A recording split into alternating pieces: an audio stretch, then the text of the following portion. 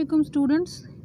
Today we will read the translation of the remaining chapter of 3 Days to See.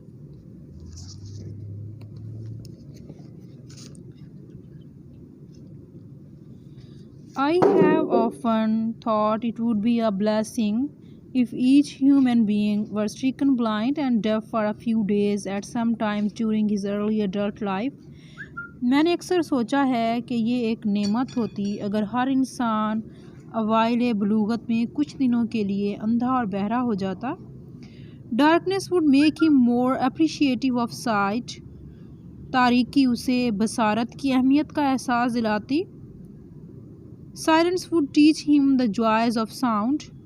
اور خاموشی اسے سکھاتی کہ آواز کا ہونا کتنی بڑی خوشی کا باعث ہوتا ہے. Now and then I have tested my seeing friends to discover what they see. کبھی کبھار میں اپنے بینا دوستوں کو آزماتی ہوں یہ جاننے کے لیے کہ وہ کیا دیکھتے ہیں. Recently I was visited by a very good friend who had just returned from a long walk in the woods. حال ہی میں میری ایک دوست جو جنگل کی طویل سیر سے واپس لوٹی تھی مجھے ملنے آئی. And I asked her what she had observed. اور میں نے اس سے پوچھا کہ اس نے جنگل میں کیا کچھ دیکھا. Nothing in particular, she replied. اس کا جواب تھا کوئی خاص چیز نہیں. I might have been incredulous had I not been accustomed to such responses. For long ago I became convinced that the seeing see little. میں اس کی بات پر یقین نہ کرتی اگر مجھے ایسے جوابات سننے کی عادت نہ ہو چکی ہوتی کیونکہ بہت عرصہ پہلے ہی میں اس بات کی قائل ہو گئی تھی کہ دیکھنے والے لوگ کچھ نہیں دیکھتے. How was it possible? یہ کیسے ممکن تھا. I asked myself. میں نے اپنے آپ سے پوچھا. To walk for an hour through the woods and see nothing worthy of note. کہ کوئی ایک گھنٹہ جنگل میں سیر کرے اور اسے کوئی قابل دید چیز نظر نہ آئے. I, who cannot see, find hundreds of things to interest me through mere touch. میں جو دیکھ نہیں سکتی محض چھونے سے ہی سینکڑوں دلچسپ چیزیں ڈھونڈ نکالتی ہوں. I feel the delicate symmetry of a leaf. میں پتے کے نازک تناسب کو محسوس کرتی ہوں.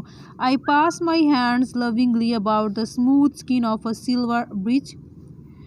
میں پیار سے اپنے ہاتھ خوبصورت درخت کی ملائم چھال پر پھیرتی ہوں یا صنوبر کی کھردری خاردار چھال پر پھیرتی ہوں.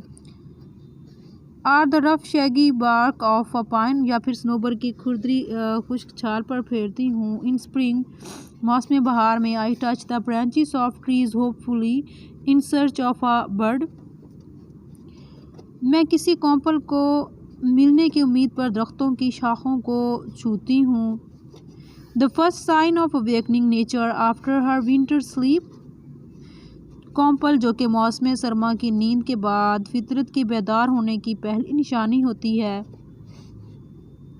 I feel the delightful velvety texture of a flower and discover its remarkable convolutions and some things of the miracle of nature is revealed to me. میں پھول کی خوشگوار مخملی بناوٹ کو محسوس کرتی ہوں اور اس کے نمایاں بلوں کو پہچان جاتی ہوں. مجھ پر فطرت کا کوئی نہ کوئی معجزہ عیاں ہو جاتا ہے.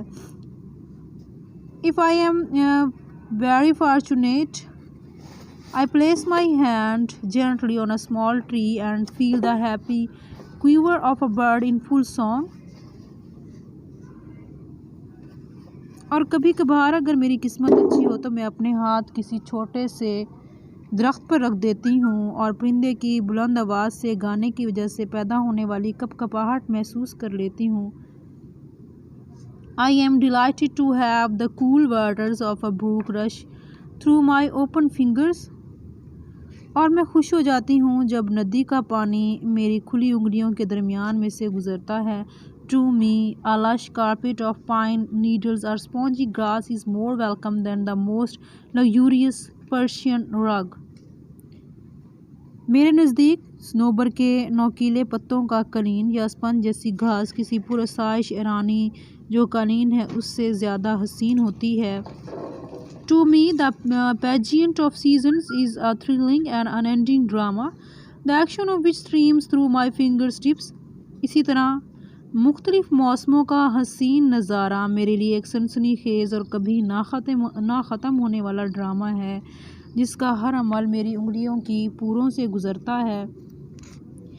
At times my heart cries out with longing to see all these things. بعض اوقات تو میرا دل ان تمام چیزوں کو دیکھنے کی شدید خواہش سے تڑپ اٹھتا ہے. If I can get so much pleasure from mere touch, how much more beauty must be revealed by sight. اگر میں ان چیزوں کو محض چھونے سے اس قدر خوشی حاصل کر سکتی ہوں تو انہیں دیکھنے سے یہ سب کچھ کس قدر زیادہ حسین لگنے لگے گا. Yet those who have eyes apparently see little. پھر بھی وہ لوگ جو بظاہر آنکھوں کے مالک ہیں حقیقت میں کچھ نہیں دیکھتے. The panorama of color and action which fills the world is taken for granted. رنگ و عمل کا یہ حسین نظارہ جس سے دنیا بھری پڑی ہے اسے ہم یقینی سمجھے بیٹھے ہیں. It is human perhaps to appreciate little that which have and to long for that which we have not. شاید یہ بات انسانی فطرت کا حصہ ہے. اس چیز کی قدر نہیں کرتے جو ہمارے پاس ہوتی ہے اور اس کے حصول کی تمنا کرتے ہیں جو ہمارے پاس نہیں ہوتی. But it is a great pity that in the world of light the gift of sight is used only as mere convenience rather than as a means of adding fullness to life. لیکن یہ انتہائی دکھ کی بات ہے کہ روشنی کی اس دنیا میں بصارت کی نعمت کو محض سہولت کے طور پر استعمال کیا جاتا ہے بجائے اس کے کہ اسے اس کی زندگی کو بھرپور بنانے کے لیے استعمال کیا جائے. If I were the president of a university, اگر میں کسی یونیورسٹی کی صدر ہوتی, I should establish a compulsory course in how to use your eyes. تو میں ایک لازمی نصاب اپنی آنکھوں کا کس طرح استعمال کیا جائے جو ہے وہ مرتب کرتی.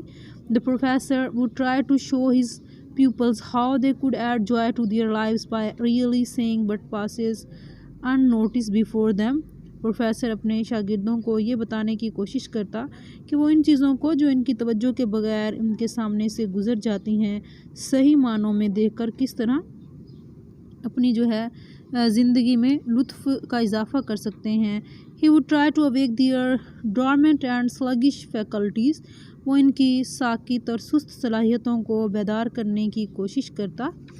Perhaps I can best illustrate by imagining what I should most like to see if I was given the use of my eyes, say for just 3 days. شاید میں اس بات کو زیادہ بہتر انداز میں بیان کر سکوں یہ تصور کرتے ہوئے کہ اگر مجھے 3 دن کے لیے اپنی آنکھوں کو استعمال کرنے کا موقع مل جائے تو میں سب سے زیادہ کیا دیکھنا چاہوں گی.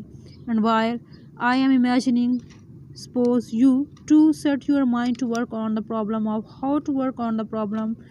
how you would use your own eyes if you had only 3 days to see.